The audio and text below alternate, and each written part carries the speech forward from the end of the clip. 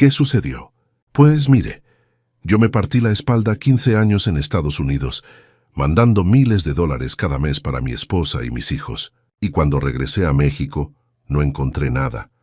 No había una casa construida, un auto, un mueble, absolutamente nada.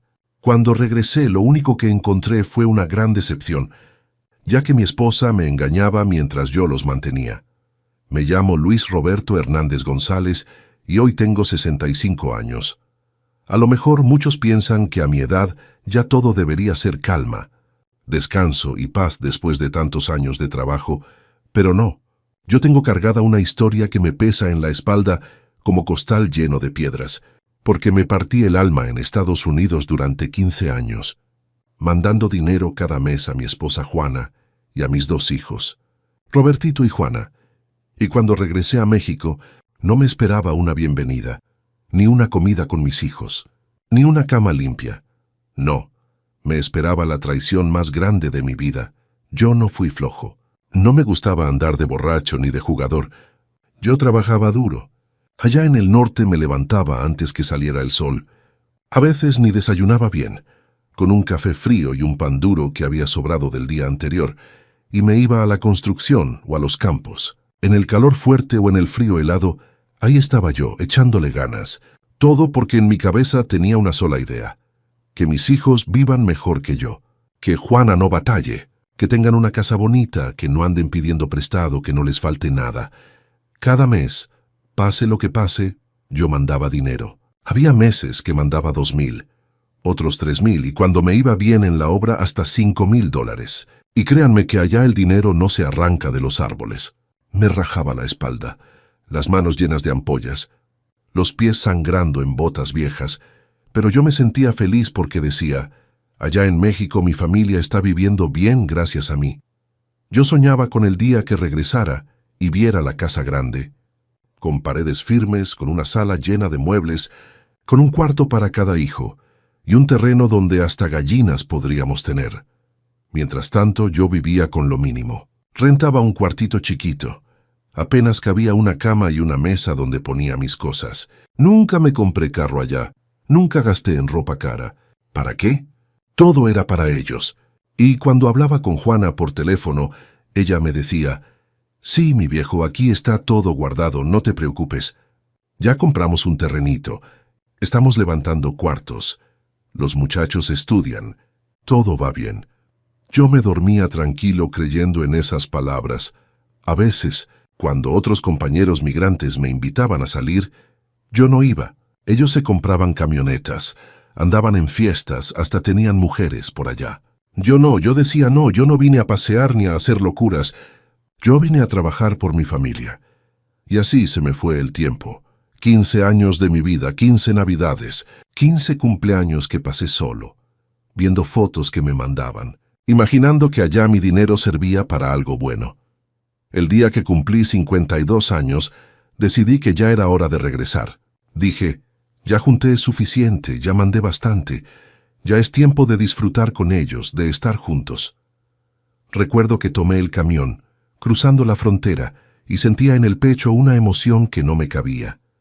Lloraba de pensar que iba a abrazar a mis hijos, que ya estaban grandes, que por fin íbamos a estar completos. Hasta me imaginaba que me iban a hacer una fiesta sorpresa.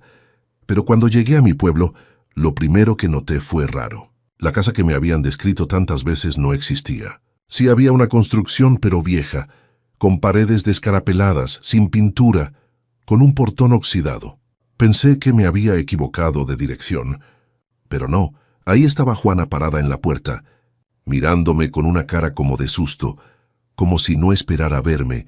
Yo dejé mis maletas en el suelo y abrí los brazos para abrazarla, pero ella apenas me dio un saludo frío, como si yo fuera un vecino lejano. Los muchachos, ya hombres, me miraban sin emoción, como si no me reconocieran. Sentí un golpe en el corazón, pero me dije, seguro están nerviosos, no me han visto en años. Entré a la casa y lo que encontré fue un balde de agua fría. No había muebles buenos. No había nada de lo que ella me decía por teléfono. Todo era viejo, descuidado, sucio. La supuesta sala nueva era un cuarto con sillas de plástico rotas. En ese momento no entendía nada. Pregunté por el dinero. por lo que había mandado todos esos años, y Juana solo bajó la cabeza. Lo peor fue cuando apareció un hombre, un tal Juan Alejandro, dueño de una tienda de enfrente, que entró con confianza, como si la casa fuera suya. Juana lo presentó sin vergüenza, y ahí entendí que no solo no habían guardado mi dinero, sino que ella llevaba años engañándome. Él me miró directo y me dijo: «Pues gracias, compadre, por mantenernos tan bien todo este tiempo». Me reí de nervios, pero por dentro sentí que la vida se me derrumbaba. Yo no sabía si llorar, si gritar o si salirme corriendo. Estaba parado en medio de esa casa que debía ser mi orgullo, y lo único que sentía era vergüenza. Mi esposa, con quien me casé a los 20 años, la madre de mis hijos, ahora estaba de la mano con otro hombre, como si yo nunca hubiera existido. Mis hijos, en vez de correr a abrazarme, me veían como si fuera un estorbo. Yo me mordía los labios para no soltar el coraje que me quemaba por dentro. Quise hablar con calma, quise preguntarles qué había pasado con todo lo que mandé. Les recordé que cada mes hacía sacrificios enormes, que trabajaba de sol a sol y que cada dólar que gané fue para ellos. Pero en vez de darme explicaciones, se burlaron de mí. Robertito, al que cargué en mis brazos cuando era un niño, me dijo con tono seco: «Viejo, no vengas a reclamar, tú ya no eres parte de aquí. Nosotros hemos vivido bien sin ti, así que mejor sigue tu camino». Yo lo miré sin poder creer que esas palabras salían de su boca. Mi hija Juana, que yo recordaba como la niña tierna, que me decía papá con cariño, también me clavó un puñal en el corazón. Me soltó: «Tú escogiste irte, tú nos abandonaste. No vengas a hacerte el mártir ahora». Sentí que la sangre se me iba de la cara.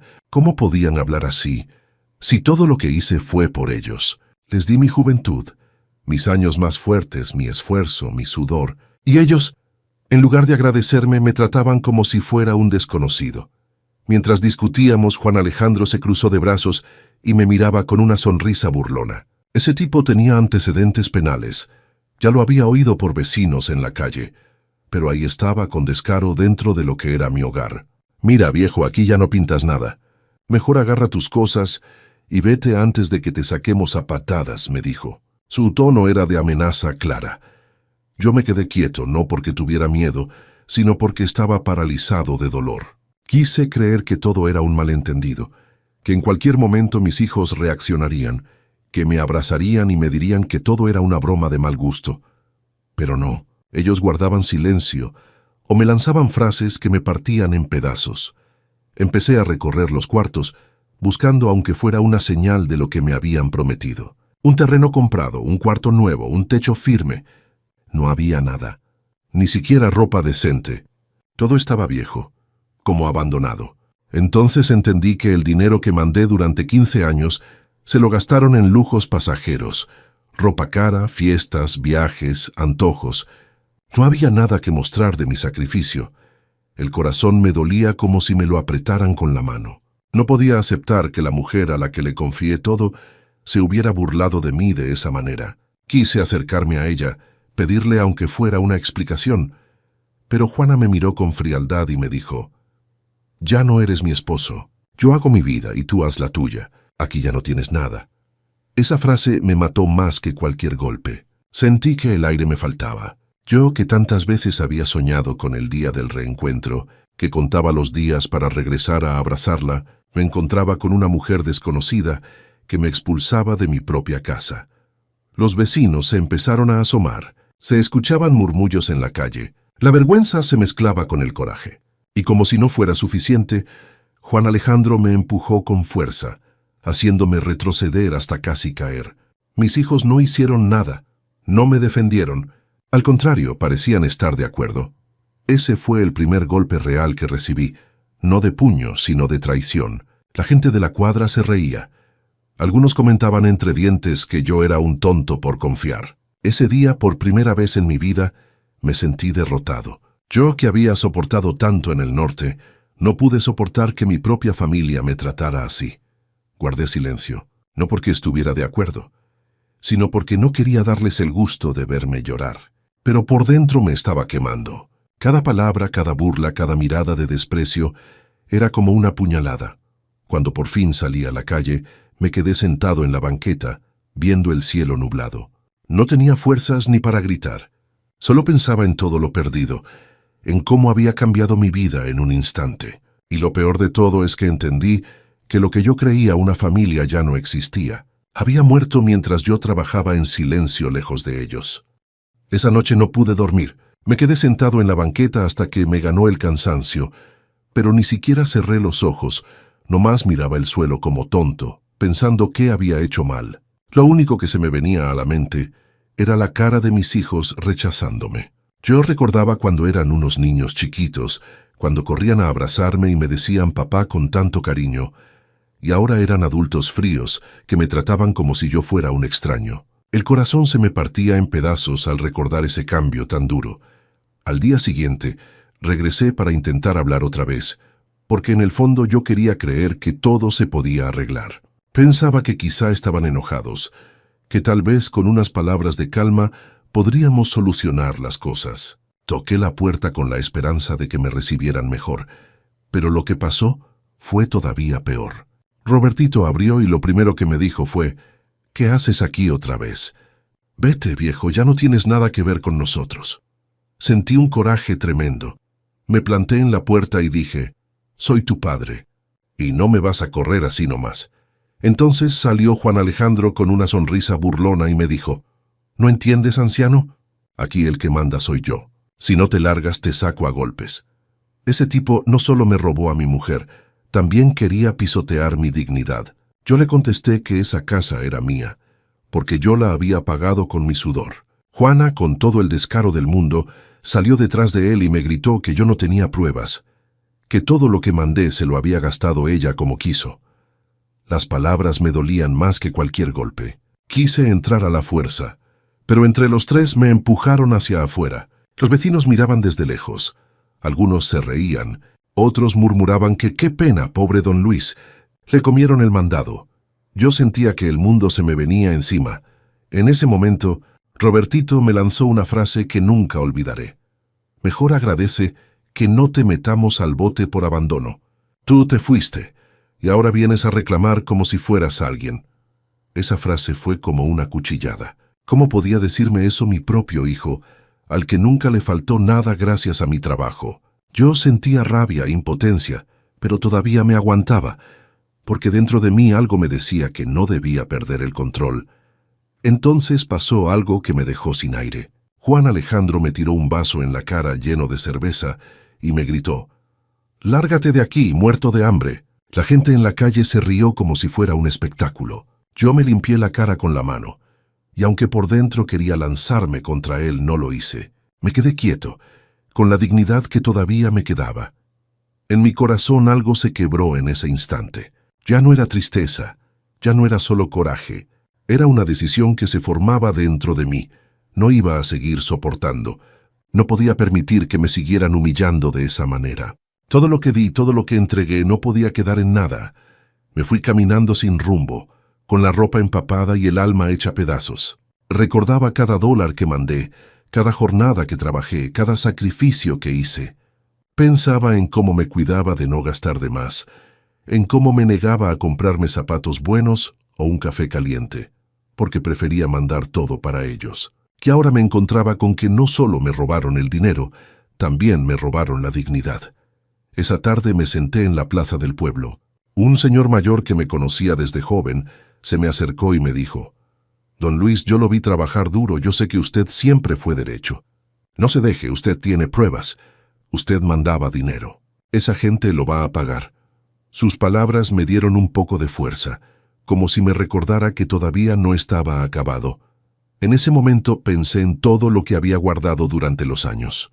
Recibos, papeles, transferencias. Sí, yo los tenía, guardados en una maleta vieja que traje conmigo. Tal vez ahí estaba mi salida, mi única arma para demostrar la verdad. Esa idea se quedó clavada en mi mente. Esa noche, mientras trataba de dormir en un cuartito prestado de un vecino que me tendió la mano, me prometí algo a mí mismo. Nunca más me iban a volver a pisotear. Ya había perdido demasiados años, pero todavía estaba vivo, y mientras respirara, no iba a dejar que me siguieran viendo como un tonto.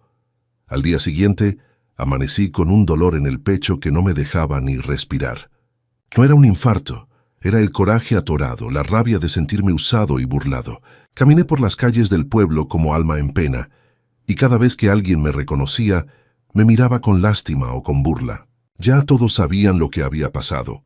Algunos me decían, ni modo, don Luis, eso pasa por confiar demasiado, y otros solo se reían a mis espaldas.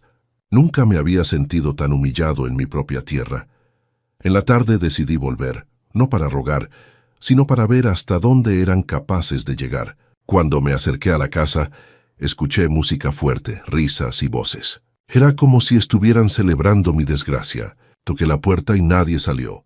Empujé y entré sin permiso y ahí estaban. Juana, mis hijos y Juan Alejandro, bebiendo como si nada. Me miraron con desprecio, como si yo fuera el intruso. Quise hablar con mis hijos otra vez. Les dije, Robertito, Juana, yo soy su padre, yo les di todo lo que tuve. ¿Cómo pueden hacerme esto? ¿Cómo pueden rechazarme? Pero no me escucharon. Mi hija se levantó y me gritó, «Ya cállate, viejo. Tú no eres nadie para nosotros. Te largaste y nosotros aprendimos a vivir sin ti». Cada palabra era un cuchillo que se clavaba en mi corazón. Robertito, con una frialdad que nunca había visto en él, añadió, «Deja de venir a hacer el ridículo. Aquí el que manda ahora es Juan Alejandro, no tú. Si quieres quedarte será como un invitado, pero no vengas a reclamar nada porque no tienes nada». Yo no podía creer lo que escuchaba. Mi propio hijo, al que le compré cuadernos, zapatos, al que le pagué la universidad con mi esfuerzo, me estaba diciendo que el amante de su madre era ahora el dueño de la casa. Sentí que me hervía la sangre. Juan Alejandro se paró frente a mí y me empujó otra vez, esta vez con más fuerza. Yo me tambaleé, casi caí, y él me dijo con burla, «Mira, anciano, aquí ya no pintas. Si no entiendes por las buenas, lo vas a entender por las malas». Me mostró un cuchillo que traía en la cintura como advertencia. Los vecinos que escucharon el escándalo se empezaron a asomar. Algunos sacaron sus celulares para grabar. Ese momento fue la gota que derramó el vaso. No solo me estaban robando mi casa y mi familia, también me querían hacer quedar como un cobarde. Me mordí la lengua para no soltarle un golpe, porque sabía que si lo hacía, terminaría preso yo, no él. Pero por dentro tomé una decisión. No iba a seguir soportando. Salí de ahí con la cabeza agachada, pero con el corazón encendido. La humillación pública me había hecho más fuerte que nunca. Ya no era el hombre que regresó ilusionado con una fiesta sorpresa. Ahora era un hombre herido, traicionado, que ya no tenía nada que perder. Mientras caminaba recordaba todas las veces que Juana me prometió que guardaba el dinero. Recordaba cómo mis hijos me pedían cosas y yo les mandaba extra. Recordaba cuando me decían que estaban construyendo cuartos y comprando muebles. Todo era mentira. Cada recuerdo me apretaba el pecho más y más, pero también me daba fuerza. Esa noche no busqué dónde dormir en el pueblo. Me fui a un parque y me quedé en una banca mirando las estrellas. Me sentía derrotado, sí, pero también sentía que algo dentro de mí había despertado. Ya no quería rogarles ni que me aceptaran. Lo único que quería era justicia. Al amanecer me acerqué a un puesto de comida y un vecino, un señor que me conocía de antes, me invitó a un café. Me miró a los ojos y me dijo, «Don Luis, usted no está solo. Yo lo vi partirse el lomo allá en el norte. Usted mandaba dinero, todos lo sabíamos. Junte sus papeles, junte sus recibos. No deje que lo sigan pisoteando. Esa gente se aprovechó de usted, pero todavía está a tiempo de darle su merecido». Esas palabras fueron como gasolina en mi alma. Me levanté con decisión. Recordé que en mi maleta traía todos los comprobantes de envío, guardados con cuidado desde hacía años. Cada papel era una prueba de mi sacrificio. Cada recibo era un testimonio de lo que di. Yo sabía que con eso podía demostrar la verdad. Ese día decidí que ya no iba a llorar, ya no iba a suplicar. Ahora iba a pelear no con golpes, sino con pruebas. Tenía que demostrar quién era en realidad y todo lo que había hecho. No iba a dejar que me enterraran vivo. Pasaron unos días en los que me la pasé callado, guardando todo el coraje dentro de mí. No era fácil, porque cada vez que salía a la calle me encontraba con miradas pesadas, con gente que se reía bajito y que seguramente pensaba que yo era un tonto. Me dolía, claro que me dolía, pero ya no era el mismo hombre derrotado que llegó con ilusiones. Ahora sentía una fuerza rara que me empujaba a levantarme. Una tarde, después de juntar valor, volví a acercarme a la casa. No quería entrar, pero sí quería mirar con mis propios ojos qué estaban haciendo. Desde afuera escuchaba música y carcajadas. No era una familia unida disfrutando de la vida. Era un grupo de gente burlándose de mí, gastando lo que no era suyo. Entonces apareció Juana en la puerta y sin un poquito de vergüenza me gritó: «¿Otra vez tú aquí? Ya te dije que no tienes nada. Mejor vete antes de que te vaya peor». Yo respiré hondo, me acerqué despacio y le contesté con voz firme: «No me voy a ir, Juana. Esta casa la levanté con mi dinero y tengo con qué demostrarlo. Ya no voy a quedarme callado». Ella se rió en mi cara y me soltó: «¿Y quién te va a creer? Aquí todos saben que nos abandonaste». En ese momento sentí que se me encendía la sangre. Detrás de ella apareció Juan Alejandro con un cigarro en la boca y una mirada retadora. «Viejo necio», me dijo, «si sigues viniendo te voy a partir la cara. Ya te dije que aquí mando yo. Juana es mía y tus hijos también».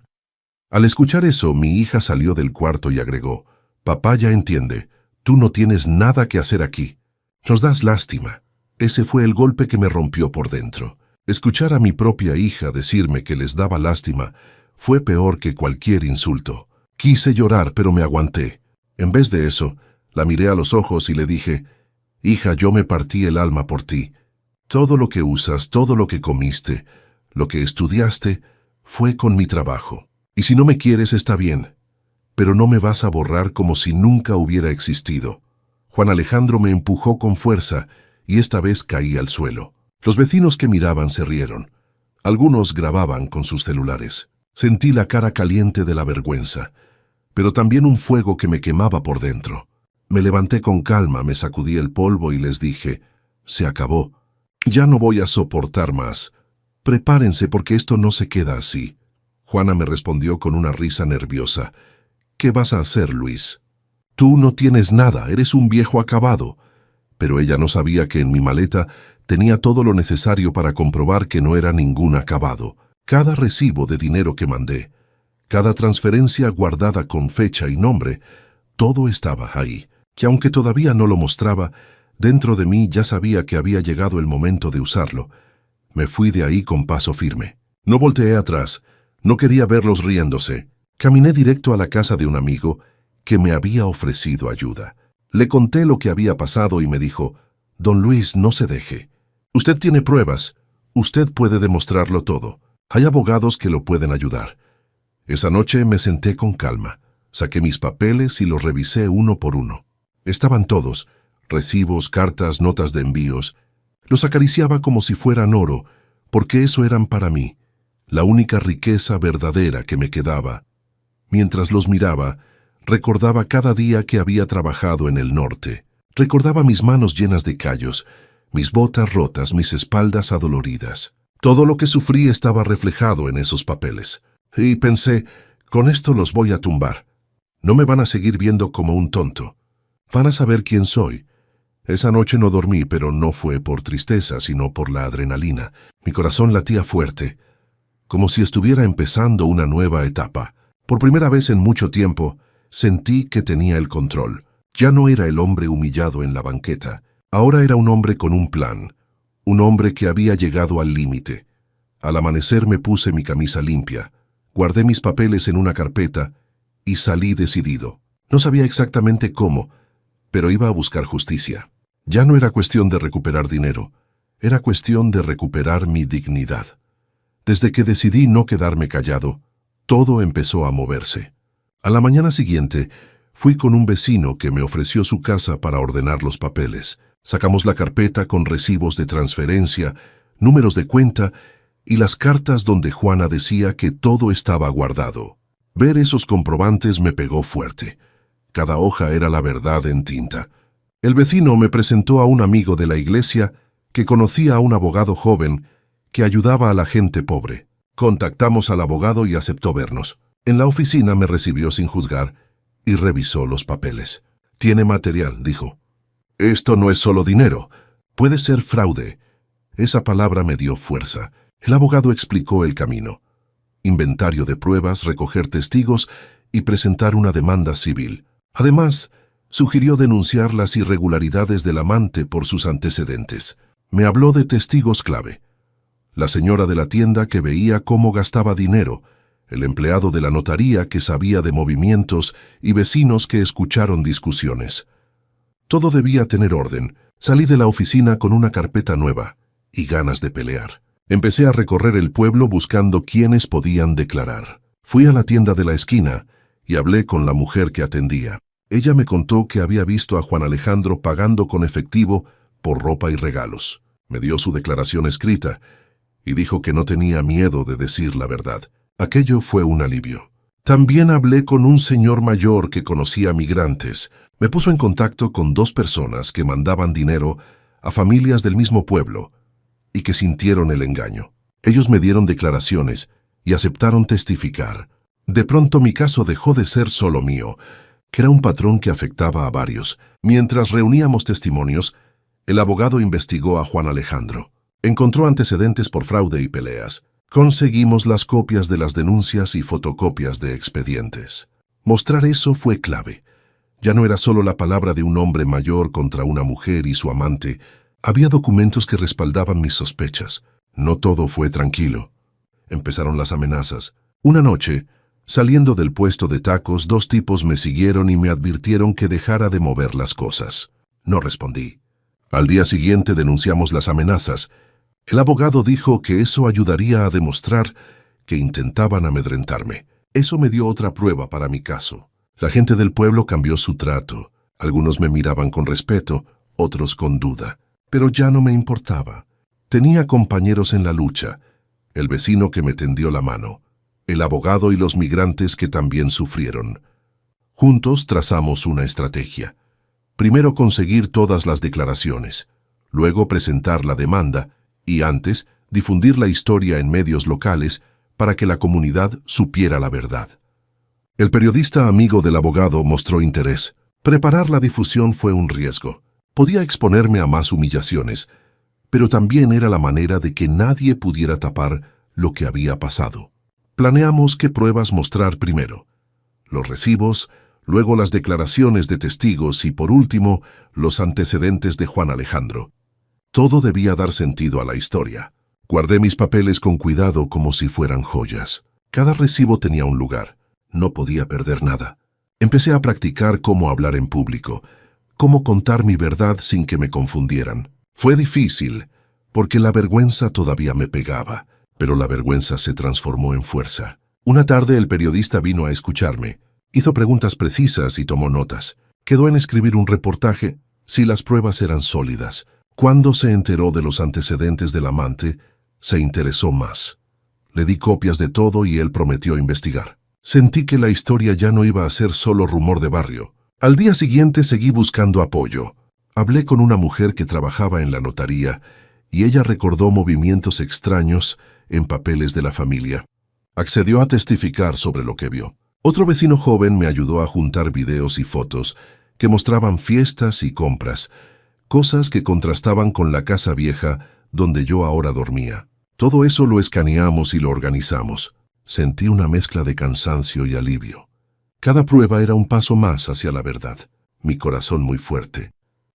Cuando empecé a juntar papeles y pruebas, mi mente se llenó también de recuerdos viejos, de esos que uno guarda como cicatrices invisibles. Cada comprobante de dinero que sacaba de la carpeta me regresaba a un momento de mi vida en el norte.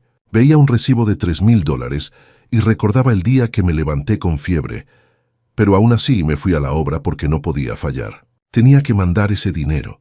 No importaba que me doliera el cuerpo entero. Recordaba las veces que me tocó dormir en el piso de una bodega, con un cartón de colchón, solo para ahorrar unos cuantos dólares más. Me acuerdo de un invierno en Chicago, cuando trabajé bajo la nieve con las manos entumidas y los dedos morados. Esa semana apenas comí latas de frijoles y tortillas duras que me mandaba un compañero, porque todo lo guardé para el envío de mis hijos. Ahora esos recuerdos me venían con sabor amargo, porque me daba cuenta de que ese sacrificio no sirvió para lo que yo soñaba. También me venían a la mente las llamadas con Juana. Yo hablaba emocionado, Le preguntaba cómo estaban los niños, y ella me contestaba con voz dulce. «Todo bien, mi viejo. Aquí vamos levantando la casita. Ya compramos muebles.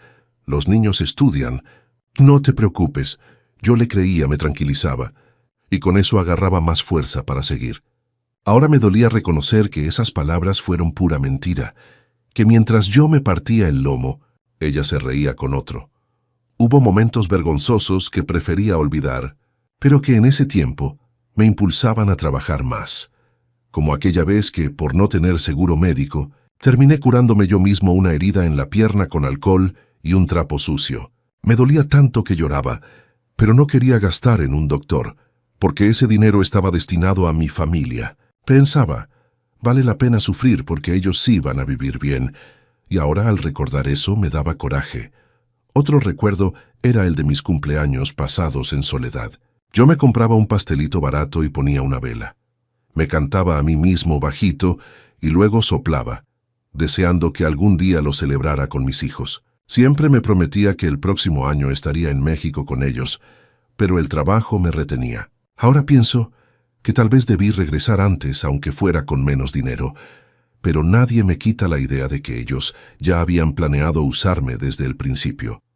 Los flashazos venían uno tras otro. Como cuando un compañero migrante me dijo, «Luis, no seas ingenuo, no mandes tanto dinero, guárdate algo, porque luego allá se gastan todo y tú te quedas sin nada». Yo no le hice caso, porque en mi corazón confiaba en Juana. Hoy me doy cuenta de que ese hombre tenía razón. Cada recuerdo me llenaba de rabia, pero también me fortalecía. Sentía que ya no tenía lágrimas, que ahora lo único que me quedaba era la determinación de mostrar la verdad. No quería venganza a golpes, quería justicia. Quería que el pueblo supiera quién era yo de verdad y qué había hecho. No me importaba si Juana terminaba en la calle o si Juan Alejandro iba preso. Lo que me importaba era limpiar mi nombre, que mis hijos supieran, aunque no lo aceptaran, que su padre no fue un inútil, que se había partido la espalda por ellos. Una tarde, mientras repasaba los recibos, me llegó un recuerdo más doloroso. Aquella vez que mi hija me pidió dinero para su fiesta de 15 años. Yo le mandé lo suficiente para vestido, salón, música y comida. Me quedé trabajando doble turno esa semana. Apenas dormí. Y me sentía feliz porque decía, mi hija va a tener la fiesta de sus sueños. Pero cuando volví, años después, ella ni siquiera me miraba con cariño. Solo me gritaba que le daba lástima. Ese recuerdo me quemaba por dentro. Todos esos momentos se mezclaban en mi cabeza, y en lugar de hacerme caer, me daban más motivos para seguir. Cada humillación del pasado se volvió gasolina para el fuego que tenía dentro. Ya no quería esconder mi dolor. Quería usarlo para empujarme hacia adelante. Esa noche, mientras organizaba las carpetas, me prometí algo a mí mismo. Nunca más me iba a dejar humillar. Todo lo que sufrí en silencio, todos los recuerdos vergonzosos, todas las noches en soledad, ahora iban a servir para un propósito: demostrar que no era un viejo acabado, sino un hombre que luchó toda su vida y que merecía respeto. El día que me sacaron definitivamente de la casa fue uno de los más duros de mi vida. Yo todavía pensaba que podía hablar con calma, que podía sentarme con mis hijos y explicarles todo. Llevaba conmigo la carpeta de pruebas. Quería mostrarles los recibos para que entendieran que yo no había fallado. Toqué la puerta con la esperanza de que me dejaran pasar, pero la realidad fue distinta. Robertito salió con cara de fastidio. «¿Qué quieres ahora?» «Ya te dijimos que aquí no tienes nada».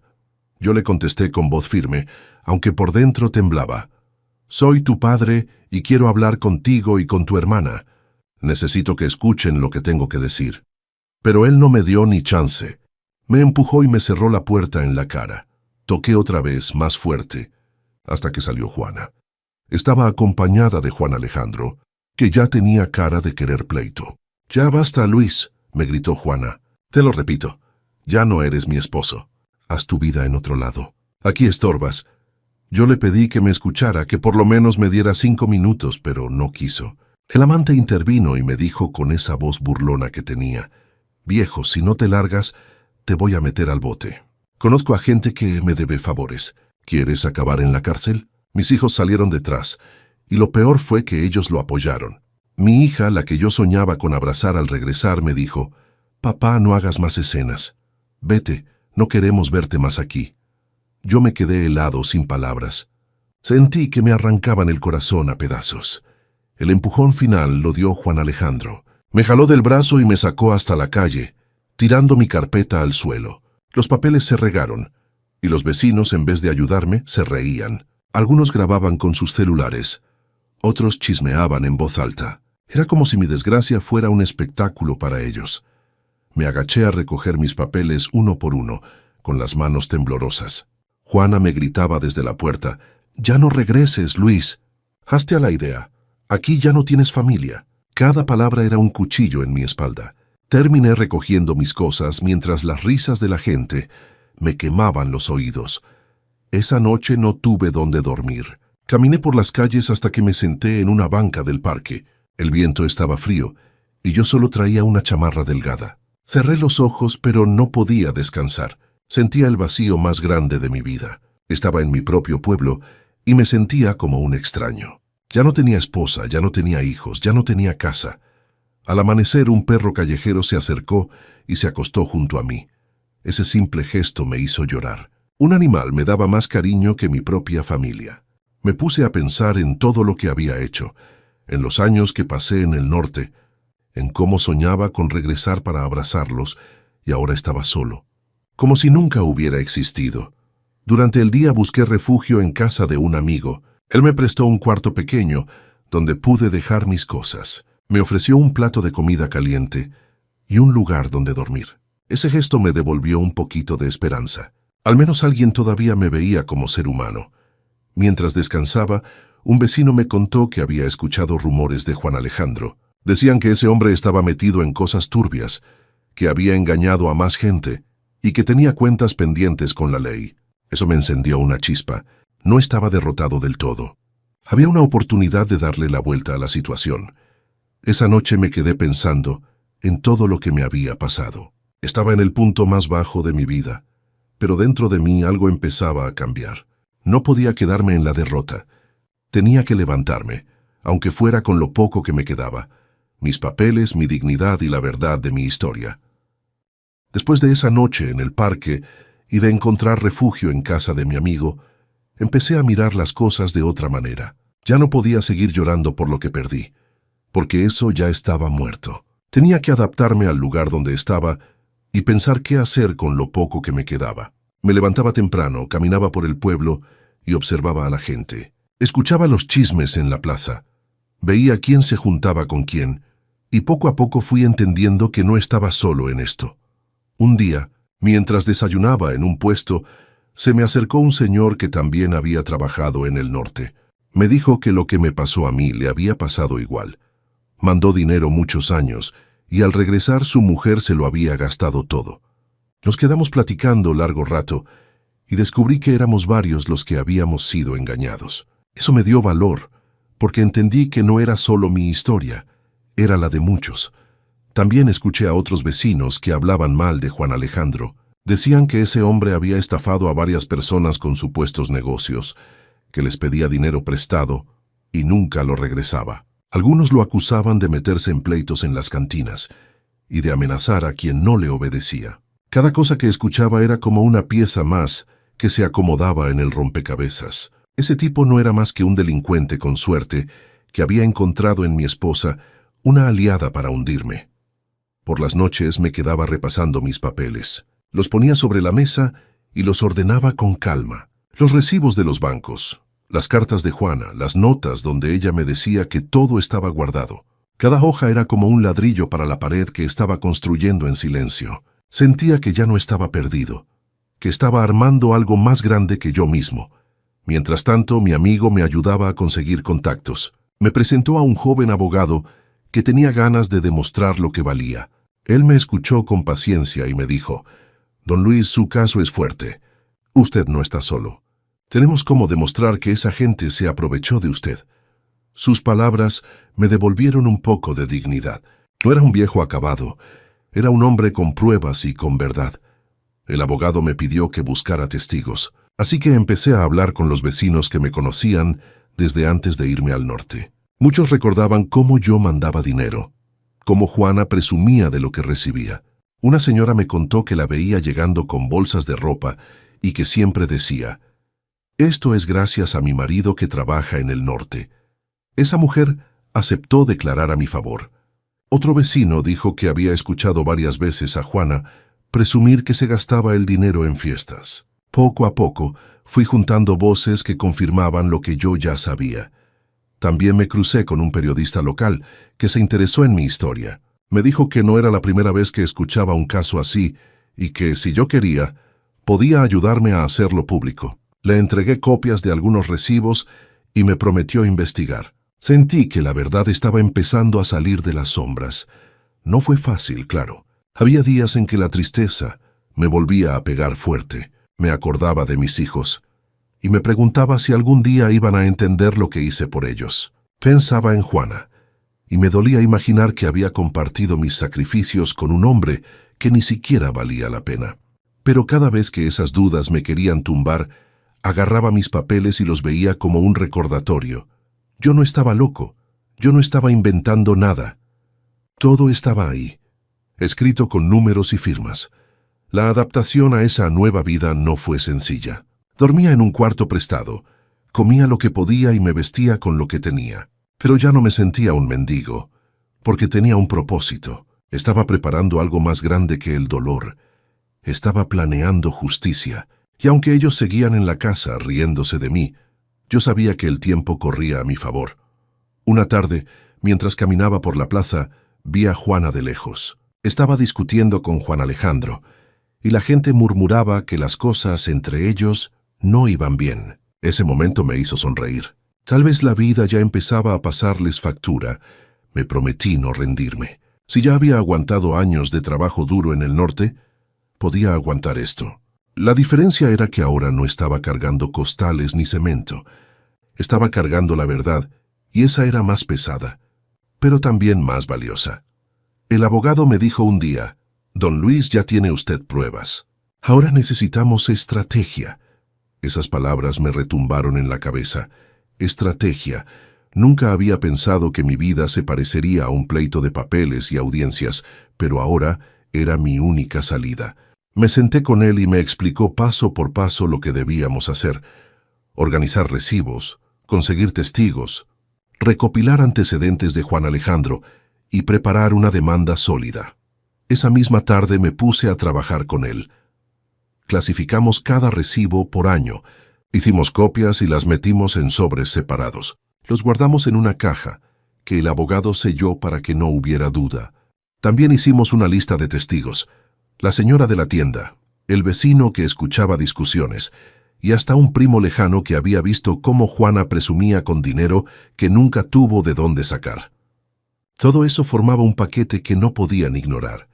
El plan empezó a tomar forma. Primero íbamos a presentar una denuncia civil para recuperar lo que era mío, y luego una penal contra Juan Alejandro por amenazas y fraude. Mientras tanto, el periodista que se interesó en mi historia comenzó a grabar entrevistas. Me pidió hablar frente a la cámara, y aunque al principio me dio pena, me armé de valor. Conté mi vida tal como fue: las madrugadas en la construcción, los envíos de dinero, las promesas de Juana. No adorné nada, hablé con la verdad. El reportaje comenzó a circular en el pueblo y en las redes. La gente ya no me miraba solo con burla. Ahora había quienes me saludaban con respeto y me decían: «Don Luis, qué injusticia lo que le hicieron». Eso me devolvió algo que ya creía perdido: dignidad. No necesitaba compasión, necesitaba que reconocieran que yo no era el culpable de nada. Mientras tanto, Juan Alejandro se dio cuenta de que me estaba moviendo. Una noche me lo encontré en la calle y me dijo con voz baja: «Si sigues con tus tonterías te va a ir mal». Pero esta vez no me temblaron las piernas. Lo miré directo a los ojos y le contesté: «Ya no me asustas. Todo lo que digas me sirve para demostrar quién eres». Él se quedó callado, y aunque intentó reírse, vi en su mirada un destello de miedo. El abogado también me recomendó que hablara con un notario para respaldar mis pruebas. Fui a la oficina con todos los recibos y él me hizo copias certificadas. Ahora ya no eran simples papeles guardados en una carpeta vieja. Eran documentos legales que podían presentarse en un juicio. Sentí que por fin estaba levantando un muro contra las mentiras. El plan también incluía buscar apoyo en la comunidad. El periodista preparó una nota más grande, con testimonios de otros migrantes que pasaron por lo mismo. Al salir publicado, muchos en el pueblo comenzaron a cuestionar a Juana y a su amante. Ya no eran vistos como los que vivían bien, ahora eran señalados como estafadores. Cada murmullo en la calle era una piedra que se les venía encima. No todo fue fácil. Mis hijos seguían sin acercarse a mí. Cuando me los encontraba me miraban con desprecio, como si yo fuera un enemigo. Eso me dolía más que nada, porque eran mi sangre. Pero ya no podía detenerme. No iba a rendirme solo por buscar su cariño. Tenía que seguir adelante aunque me odiaran.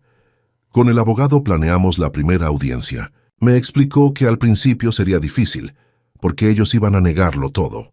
Pero si resistía, las pruebas hablarían por sí solas. También me dijo que debía estar preparado para más amenazas. Y no se equivocó. Días después alguien me dejó un papel bajo la puerta que decía: «Deja de meterte en lo que no te importa». Yo lo llevé directo a la policía. Cada amenaza era un clavo más en el ataúd de Juan Alejandro. El plan estaba en marcha. No había vuelta atrás. Yo ya no era el hombre que dormía en una banca del parque. Ahora era un hombre con papeles, con aliados y con una meta clara. Cada paso que daba me acercaba más a la justicia. Esa noche, mientras guardaba de nuevo mis documentos, me miré en un espejo viejo que había en el cuarto prestado. Vi un rostro cansado, arrugado, pero también vi a un hombre que no se dejó morir. Y me dije en voz baja: «Ahora empieza lo bueno». El primer enfrentamiento serio con ellos llegó más rápido de lo que esperaba. Una tarde, después de salir de la oficina del abogado, decidí pasar por la calle donde estaba mi casa. No quería entrar, pero sí quería mirar de lejos. Sin embargo, apenas me vieron, Juan Alejandro salió a la banqueta con esa mirada de bravucón que siempre cargaba. «¿Qué haces aquí, viejo? ¿No entiendes que esta ya no es tu casa?», me gritó.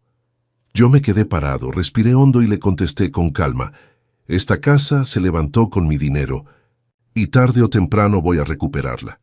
No vengo a pelear, vengo a recordarte que no te tengo miedo». Eso lo encendió más.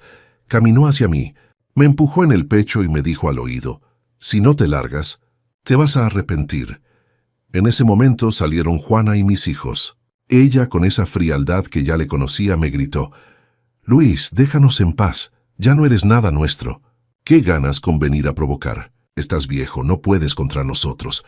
Mis hijos no dijeron nada al principio, pero luego Robertito lanzó la frase que me quemó: «Papá, ya no insistas. Haz tu vida y olvídate de nosotros». Me quedé mirándolos con un dolor que no puedo describir, pero en vez de llorar, saqué la carpeta que traía bajo el brazo. La levanté en el aire y les dije fuerte para que me escucharan todos: «Aquí tengo todo, recibos, pruebas, todo lo que demuestra quién soy y lo que hice por ustedes. Ya no me callo. Y si tengo que ir a tribunales, allá nos vemos». Juan Alejandro soltó una carcajada burlona. «¿Tribunales? Nadie te va a creer, viejo loco. Aquí todos saben que abandonaste a tu familia». Yo lo miré directo a los ojos y respondí: «No me subestimes. Ya no tengo miedo de ti. Cada palabra tuya es una prueba más de lo que eres». Esa seguridad lo desconcertó. Vi cómo, por primera vez, se le borraba un poco la sonrisa. La discusión llamó la atención de los vecinos. Varias personas se acercaron a ver qué pasaba. Algunos ya conocían mi historia por el reportaje del periodista y murmuraban cosas como: «Ese señor tiene pruebas» o «el otro es un vividor». La presión empezó a sentirse en el ambiente. Juana intentó callarlos diciendo que todo era mentira, pero la gente ya no la escuchaba igual. De pronto, Juan Alejandro me quiso dar un golpe, levantó el puño, pero un vecino lo detuvo. «Ya basta, hombre. ¿Qué no ves que solo te estás hundiendo más?». Ese momento fue clave, no solo porque me libré de una golpiza, sino porque quedó claro delante de todos que él era el agresivo. Yo recogí mis papeles del suelo y me enderecé con dignidad. Miré a mis hijos una vez más y les dije: «No vine a rogarles, vine a demostrarles que no soy un inútil. Y cuando llegue el día, se van a dar cuenta de quién tenía la razón». Ellos bajaron la mirada, incapaces de sostener la mía. Juan Alejandro, furioso, me gritó mientras yo me alejaba. «Esto no se queda así. Te voy a destruir». Pero ya no me afectaba. Esa amenaza era aire. Yo sabía que estaba en el camino correcto y que cada paso me acercaba a la justicia. Esa noche hablé con el abogado y le conté lo ocurrido. Él sonrió y me dijo: «Don Luis, esto juega a nuestro favor. Entre más lo amenacen y lo agredan, más pruebas tenemos de que usted está diciendo la verdad». Tenía razón. Yo ya no era la víctima pasiva que ellos podían pisotear. Ahora era un hombre con respaldo, con pruebas y con gente que empezaba a creer en mí. Me fui a dormir con una mezcla de cansancio y satisfacción. Sabía que los enfrentamientos apenas empezaban, que vendrían días más duros, pero también sentía que ya no estaba solo. La comunidad estaba mirando, el abogado estaba firme y yo tenía la verdad de mi lado. Después de aquel enfrentamiento en la calle, las cosas se pusieron más pesadas. Juan Alejandro no se quedó tranquilo, al contrario, comenzó a mover sus contactos para intentar intimidarme. Una mañana, al salir del cuarto prestado donde me quedaba, encontré pintas en la pared con insultos. Decían que era un fracasado, que había abandonado a mi familia. No me sorprendió, sabía que venían de él o de su gente. Lo que sí me dolió fue ver a los vecinos leyendo los mensajes y algunos creyéndolos. Ese mismo día me pararon 2 policías en la calle. Dijeron que había una denuncia en mi contra por acoso y que debía presentarme en la comandancia. Yo no entendía nada, pero al llegar me di cuenta de que Juana había inventado que yo la seguía y la molestaba. Fue un intento de voltearme la situación. El abogado llegó de inmediato y presentó mis papeles. Explicó que yo estaba en proceso legal contra ellos y que esas acusaciones eran una forma de hostigamiento. Los policías me soltaron, pero me quedó claro que ellos iban a jugar sucio.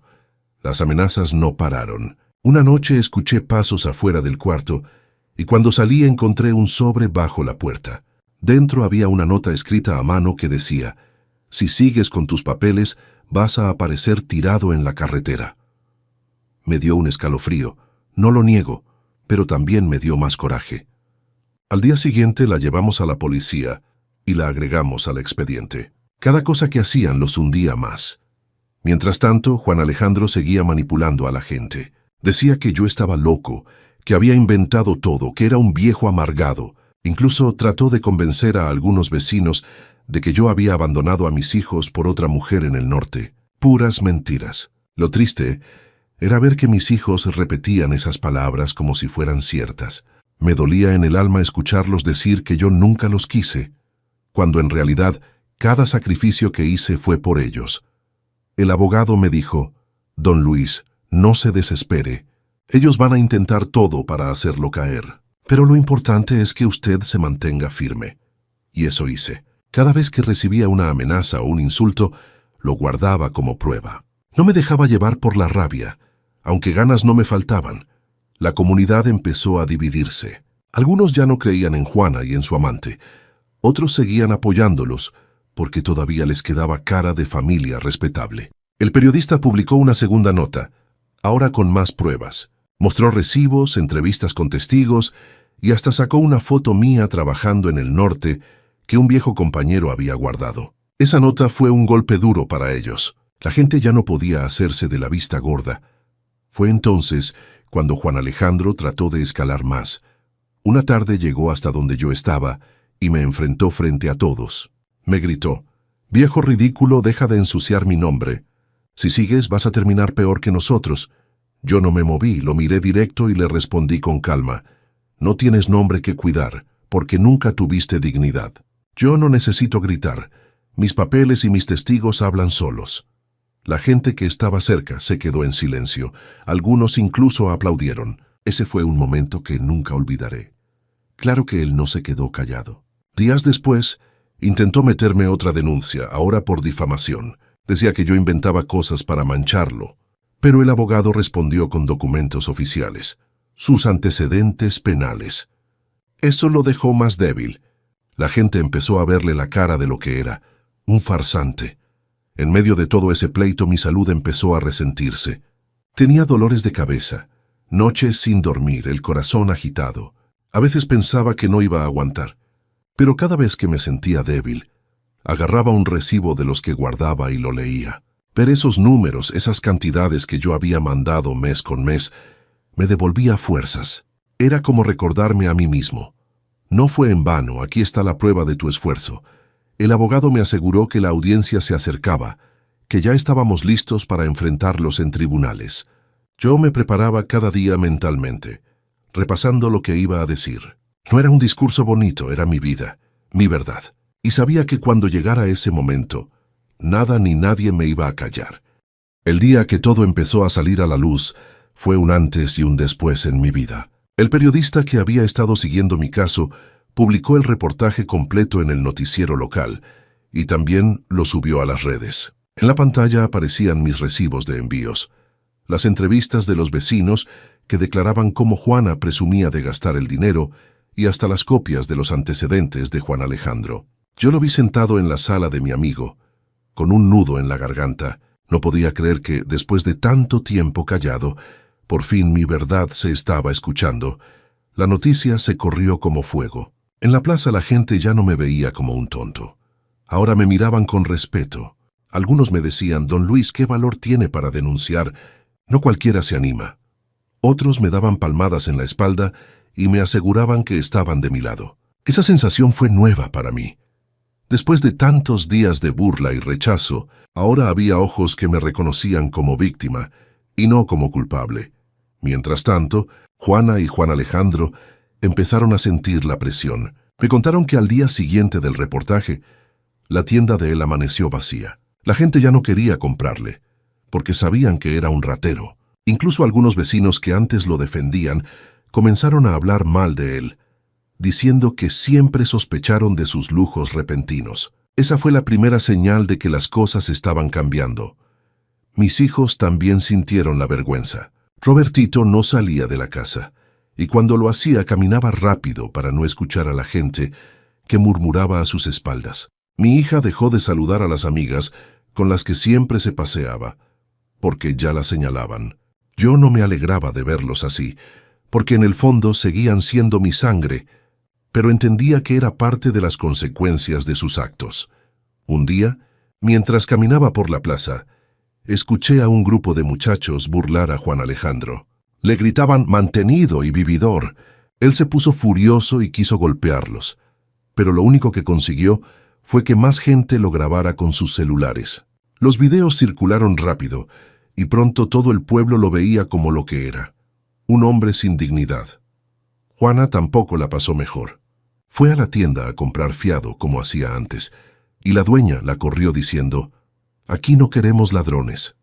Ella se fue llorando, insultando a todos, pero nadie le tuvo compasión. Lo que antes era respeto falso, ahora era puro desprecio. Se quedó sola, sin amigas, sin gente que la defendiera. El periodista me buscó de nuevo. Me dijo que la historia había tenido impacto, que muchos migrantes en Estados Unidos la habían compartido. Recibí mensajes de hombres y mujeres que me decían, «A mí me pasó lo mismo, gracias por hablar». Eso me dio un sentimiento de hermandad. Ya no era solo mi lucha, era la voz de muchos que habían callado. En paralelo, el abogado preparaba la primera audiencia. Pero lo más importante es que la exposición pública ya había causado el primer castigo. La reputación de ellos estaba destruida. Donde antes caminaban con la frente en alto, ahora lo hacían agachados. Donde antes eran vistos como gente respetable, ahora eran señalados como traidores. Una tarde pasé cerca de la casa y escuché gritos. Era Juana discutiendo con Juan Alejandro. Ella le reclamaba que por su culpa habían perdido el respeto de todos, que ya nadie les quería fiar ni hablar. Él le respondió con insultos, diciéndole que era su culpa por dejarse grabar y presumir lo que no era suyo. La discusión fue tan fuerte que los vecinos salieron a ver. Esa escena me confirmó que su mundo se estaba derrumbando desde dentro. Esa noche dormí con una calma que no sentía desde hacía mucho tiempo. No porque ya hubiera ganado todo, sino porque por primera vez vi que la justicia podía llegar aunque fuera despacito. La gente ya sabía la verdad y ellos ya no podían esconderse. El siguiente paso sería más grande, el juicio. Pero lo que estaba ocurriendo en la calle, en las miradas de la gente, en los murmullos, ya era un castigo en sí mismo. Y yo lo sentía como una pequeña victoria, como el inicio de algo mucho más grande que estaba por venir. El día del juicio llegó y desde temprano el aire se sentía pesado. Yo me levanté con el corazón acelerado, pero también con una calma rara. Sabía que había hecho todo lo posible, que no me había quedado de brazos cruzados.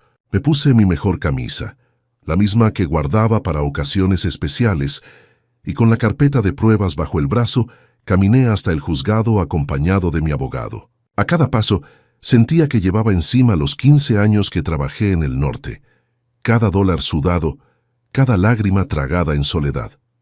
Al llegar, vi a Juana y a Juan Alejandro esperándome. Ella vestida con un traje que parecía prestado, con la cara dura, como si no tuviera vergüenza. Él, con su sonrisa burlona, pero con los ojos cansados. Mis hijos estaban detrás, con rostros apagados, como si la vergüenza les pesara más que cualquier palabra. Por un momento me dolió verlos así, pero enseguida recordé todo lo que había sufrido.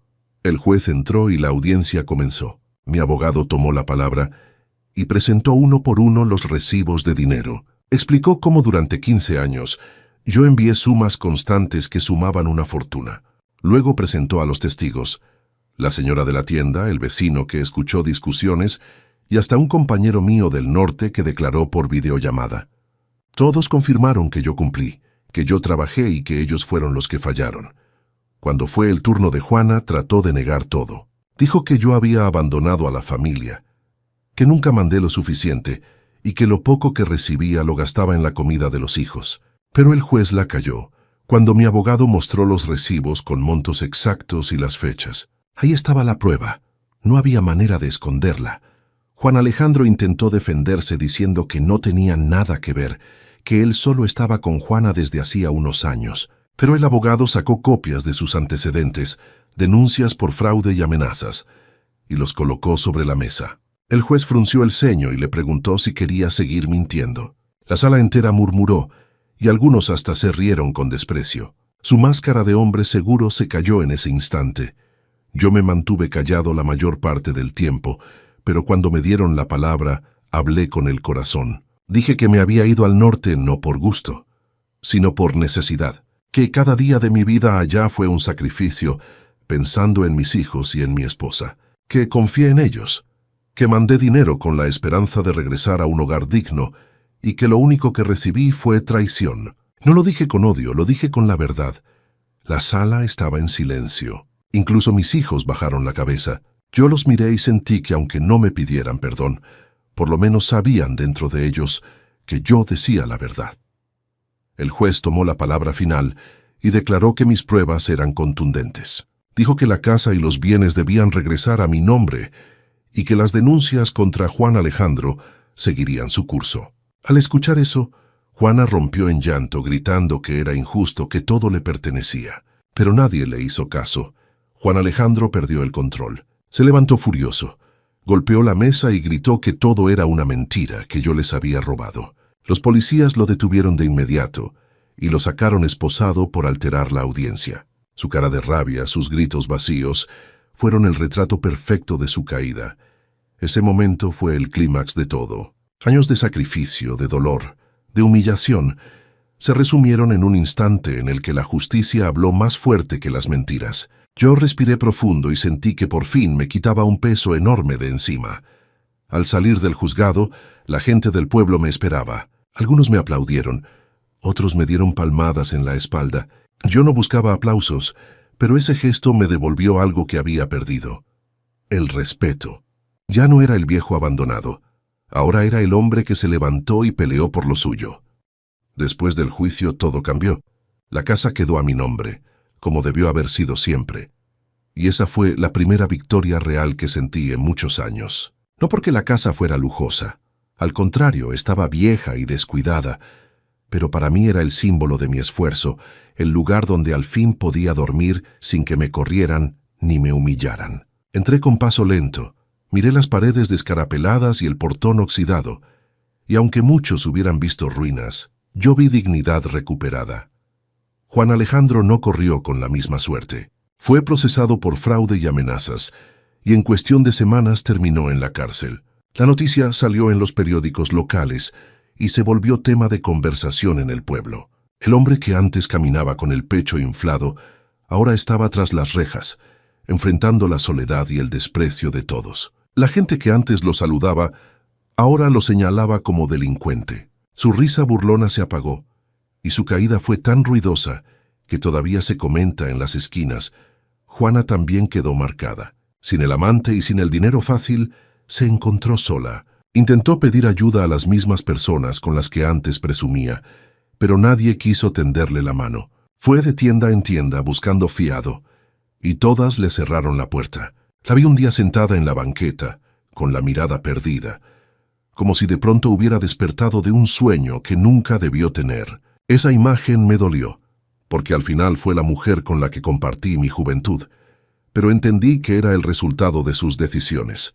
Mis hijos tomaron un rumbo distinto. Con la vergüenza encima, decidieron irse a Estados Unidos. Me enteré por vecinos que juntaron dinero y se fueron a probar suerte allá, huyendo del señalamiento de la gente. Nunca vinieron a despedirse. Nunca me pidieron perdón, pero yo no guardo rencor. Son mi sangre y aunque me hirieron, algún día quizá entiendan lo que pasó. Yo no espero nada, solo que la vida les enseñe lo que yo ya aprendí a golpes. Yo me quedé en la casa solo pero en paz. Cada mañana me levantaba, barría el patio y cocinaba algo sencillo. Poco a poco, fui arreglando las paredes, pintando los cuartos con mis propias manos como si quisiera borrar las huellas de tanto dolor. No necesitaba lujos, necesitaba sentir que lo que tenía era mío, ganado con mi sudor y no arrebatado por nadie. Un día recibí una carta que me sorprendió. Era de un viejo compañero de trabajo en el norte.